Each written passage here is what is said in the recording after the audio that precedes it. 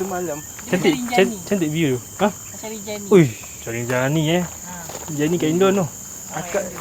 Akak pergi semalam, hari ni naik sini kali. Tak pernah air. Gempak siap. Akak memang hiker. Memang cantik lah dia punya apa? Dia punya tanah tu kan? Macam pokok kucai tu kan? Oh, Oh. senyum-senyum. Faham? Kat mana tu kak? Dekat Temerloh. Ui, jauh lah pula. Jauh ke? Jauh. Temerloh dekat Pahang. Ikan patin lah. Ini macam ni dekat Bromo kan? Daun ni. Dia cakap Bromo macam dekat. Jadi Rinjani kan dia punya tu?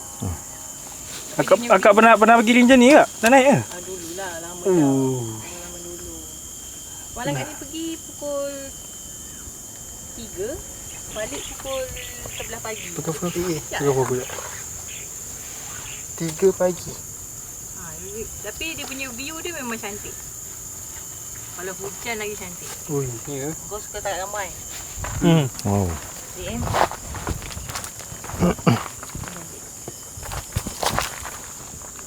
Macam tadi. Oh, dah tinggal mat tu. Dah tengah buat. Stay lah gerak. Stay lah je tadi.